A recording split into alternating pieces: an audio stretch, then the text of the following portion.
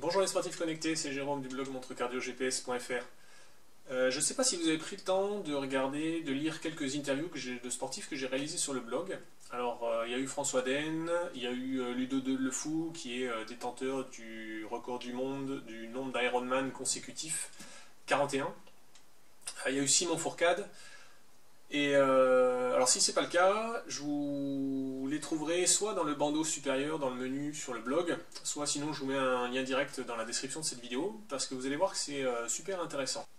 En fait, ce qu'on découvre en lisant, alors pour moi en réalisant, et pour vous en lisant ces vidéos, c'est pas quelque chose que j'avais anticipé au départ, mais au fil du temps, c'est vraiment quelque chose qui m'a sauté aux yeux, c'est de voir comment ces sportifs utilisent leur montre GPS. Et en fait, du trailer au triathlète en passant par le biathlète, eh bien en fait, aucun n'a une utilisation très poussée de sa montre cardio GPS.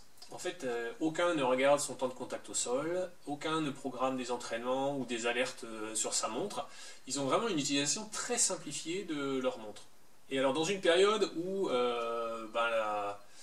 chaque nouveau modèle de montre, on passe de surenchère en surenchère en termes de quantité de données qui est mesurée, on se rend compte qu'elle reste concentrée sur la base.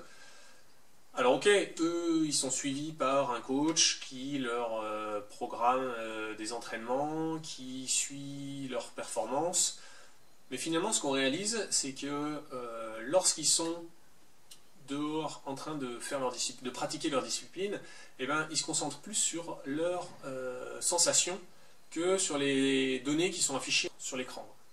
Alors c'est quelque chose dont j'avais déjà parlé il y a quelques temps, ça doit déjà dans un article qui doit déjà dater, que j'avais intitulé Ne devenez pas l'esclave de votre montre GPS.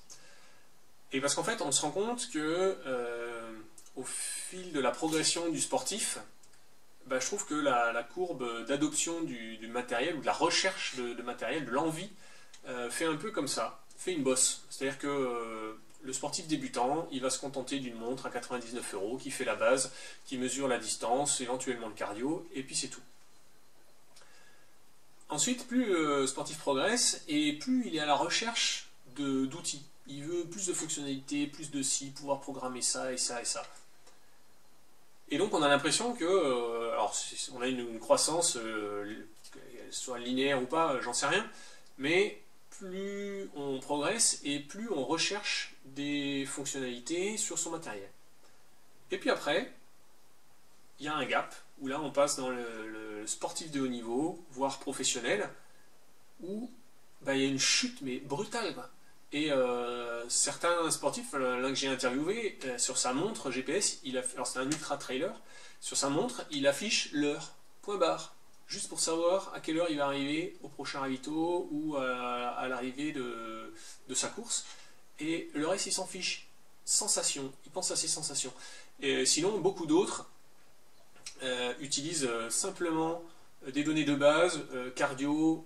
Alors cardio, c'est souvent pour le coach, même pas pour eux. Sinon, distance, temps, pour savoir où ils en sont sur leur course. Et il y en a même un, c'est Brognard, qui lui me préconise même, de temps en temps, de partir courir sans montre. Et c'est à ce moment-là que j'ai réalisé, mais c'est exactement ce que j'ai à la conclusion de mon article.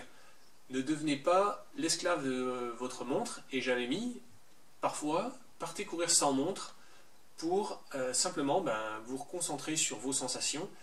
La montre, c'est pas un ordinateur qui remplace votre cerveau, c'est pas elle qui commande vos muscles, c'est bien votre cerveau qui vous fait avancer. Et c'est votre cerveau qui pilote et qui guide vos choix dans votre course, pour gérer votre course. C'est pas la montre qui doit faire ça, c'est pas des alarmes programmées sur leur montre qui doit dire à quelle heure vous faites ci, à quel moment vous faites ça. Et donc c'est vraiment surprenant de voir cette quête du toujours plus à un certain niveau, et puis dès qu'on passe la barre du très bon sportif, l'absence de besoin d'outils comme ça.